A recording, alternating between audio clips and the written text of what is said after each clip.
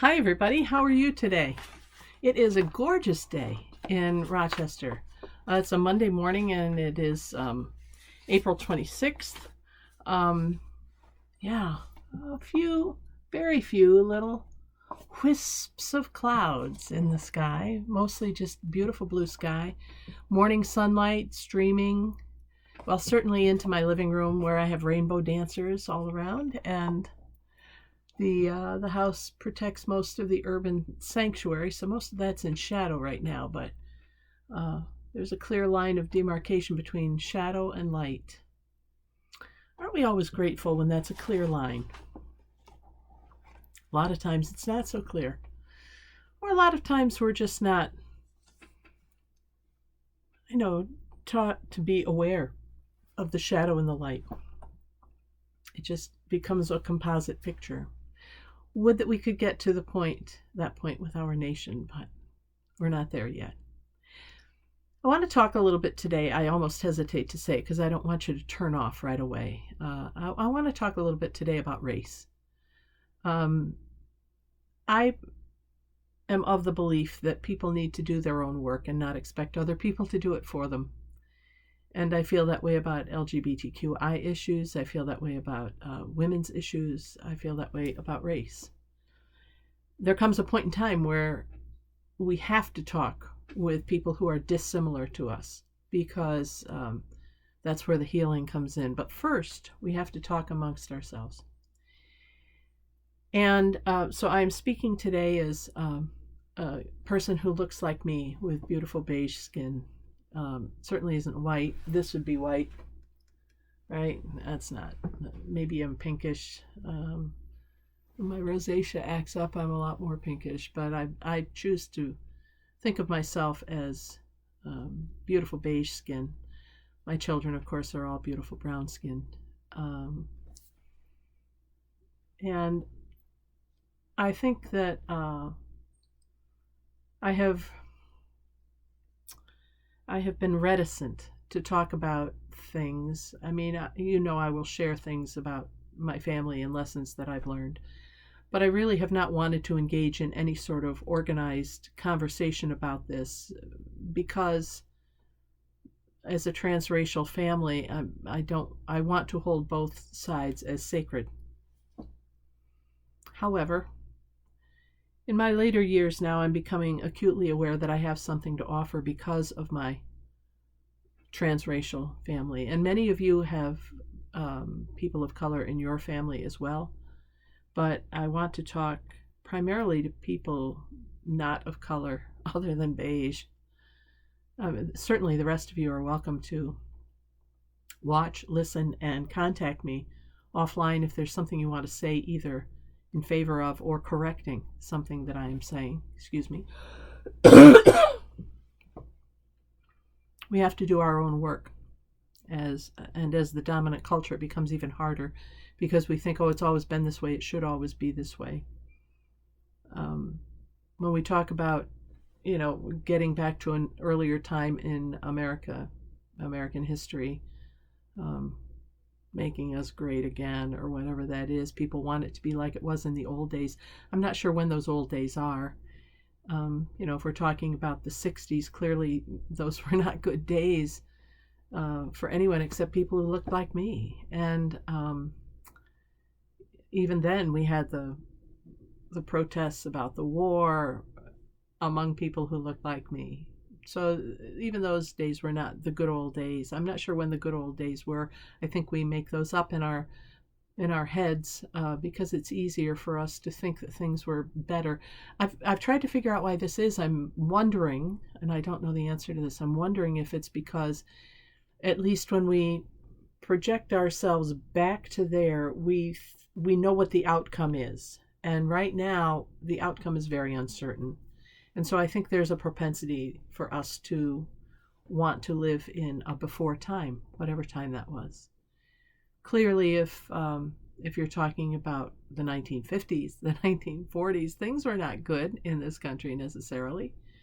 You look at the blacklisting with communism and the internment of Asian Americans, especially Japanese Americans, and German Americans. I mean, how they were treated during the war. It's never been good. And we kid ourselves if we think it has been good before. But it can be good moving forward if we have these discussions, if we don't take things for granted, if we really dive down into this. And don't tell me, oh, I've done that before. You can never do it too much. I mean, sometimes I won't go to groups just because, frankly, because of my familial relationships. I find it hard to be patient sometimes, and so I opt out of some of those discussions among peers and colleagues. But I've come to understand that I have something to offer to the conversation as a woman of faith, as a mom in this transracial family, looking at it from an LGBTQI perspective, because although the discrimination is nowhere near the same, there is that sense of feeling apart from, and there is privilege that is exerted over LGBTQI folks, heterosexual privilege. So, in my effort to figure out how best to have these conversations with people, I'm reading a book that I want to call to your attention. It's written by Molly Secourse, who is, it says, a writer, filmmaker, activist, stage 4 cancer survivor. I love that. Right now, I think she's in Nashville, but she was born in upstate New York, up in Messina, up by the Canadian border. And it's this book. It's called White Privilege Pop Quiz, Reflecting on Whiteness. White Privilege Pop Quiz.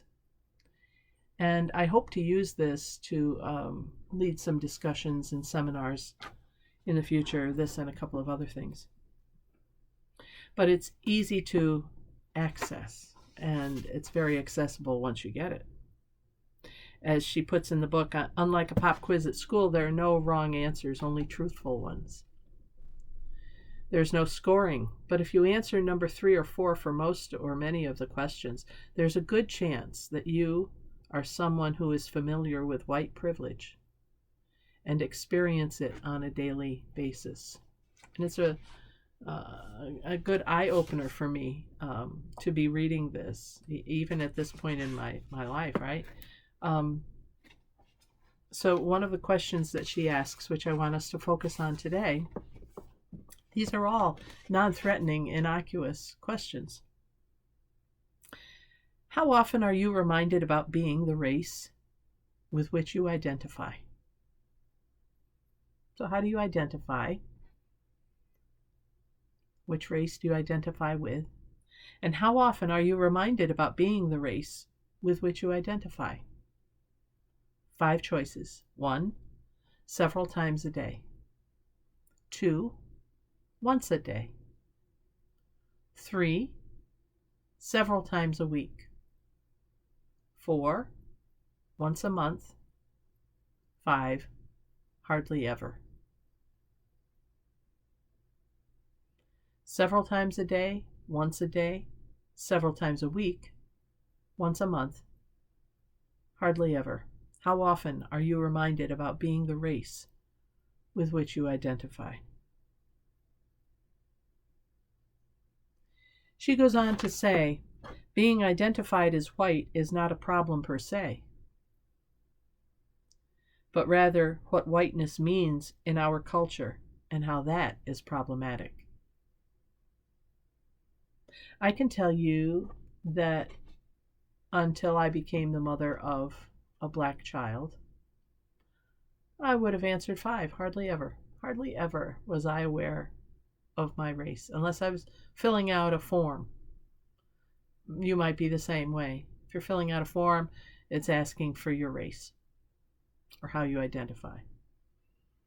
Now, it's far more often that I'm reminded of it. If not several times a day or once a day, certainly several times a week. But for my children, it is several times a day. Imagine those of you who are not people of color. Imagine if we had to be reminded of our race several times a day, every time we encounter someone. If you have ever gone, and if you're ever Caucasian and gone to a predominantly black church, you know what that feels like. If you are white or beige and live in a predominantly black neighborhood, you know what I mean. I mean, there are other instances.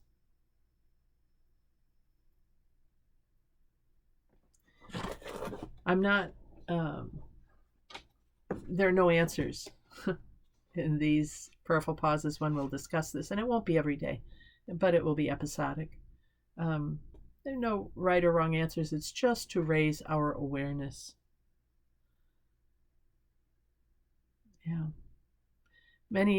She writes, how many of our history classes have you attended where an entire lesson or even 5 minutes was devoted to discussing the contradictory behaviors of those who penned the Constitution? Yes, those famous historical figures who espoused liberty and freedom for all, while many of them were slave owners themselves. At most, their moral lapses are a sidebar if discussed at all. We have been struggling with this great sin of our nation, since its inception, actually before. It is the denial of these incongruous behaviors that renders us doomed to repeat them. And we have. When those classified as white enjoy the privilege of viewing history through a lens that softens the collective dehumanization of our brothers and sisters of color, we too are dehumanized. She makes an interesting point right at the beginning. And she says, I am classified and identify as white. And because whiteness is a social construct and not biological, whiteness is a social construct and not biological. It means it's not real, except for the meaning we have given it. The concept of whiteness as racial identity was invented for the purpose of promoting superiority of one group over all others. Some people refer to it as white dominance or white supremacy, but most white people don't even think about it. We just consider it normal. Whatever term is used, it means that by accident of birth, I landed in a world where whiteness was determined to carry value and meaning, and I fell into the category that presumed superiority. The fact that I didn't ask for it or maybe claim to not want it is irrelevant. In essence, whiteness is a commodity with many benefits. And with that, I will leave our discussion. How does this strike you?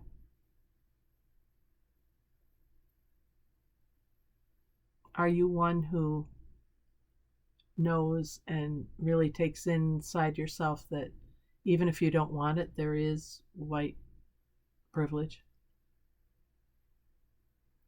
For those of us who see it, let's be honest, we only see it on occasion. It's not a 24/7 thing usually, like it is for all of our brothers and sisters of color, whatever color they are, whether they are Black, Indigenous, people of color. That's a new anagram that's used, a new abbreviation for all people of color, BIPOC, BIPOC, Black, Indigenous, or Indian, people of color. Did you even know that? White privilege. We don't have to know these things because we don't have to know them. We don't have to think about these things because we don't have to think about these things. So if we want to change from the inside out, we need to start thinking about these things. And we need to start asking ourselves, how often do I think about my race in the course of a day? Privilege is privilege, whether we want it or not. The question is, what are we going to do with it? And how are we going to use it to make this world a better place so that shadow and light are seen as distinctive but still part of the same picture?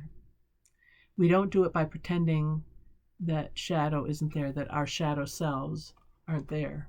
My shadow self is there. Privilege helps me to think I don't have to deal with it, but I do. And it's all part of the same picture of who I am.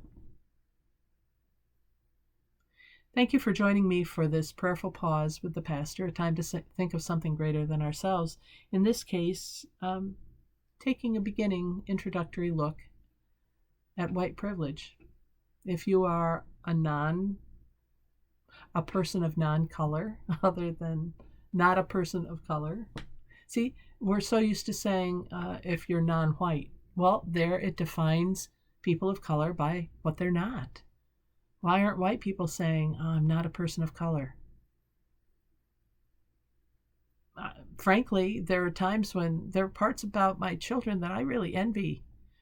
I mean, they're superficial sometimes, like, Carly can wear any color that she wants to and she looks great, and I can't. There are some real advantages to beautiful brown skin. Awful lot of disadvantages. Things that get in the way of seeing the soul of the person inside. So if we are not people of color, we have our work cut out for us. And if you are watching and you are a person of color, it's not your job to do this work for us. But also know that I really do treasure my relationships with you, and I long to not do things that will add to your experience of being separate from. And whatever you can say or do, if I get off course, you don't have to fix it. I just ask that you draw my attention to it so that I can do my work and continue on my journey. Been on this journey, well, before Carly was born, and she's about to turn 24, so at least 28 or 30 years, and I still have a lot to learn. Thank you for joining me. I hope that this has proven to give you something to think about for today. We'll look forward to seeing you here next time. I'm Pastor Deb Swift of South Presbyterian Church in Rochester, New York. I hope you have a great day now, a thought-filled day, a mindful day. It doesn't have to be scary to address these racial issues. It just takes a real commitment to dive deep and be honest with ourselves. Okay, everybody. God bless. Take care, and bye for now.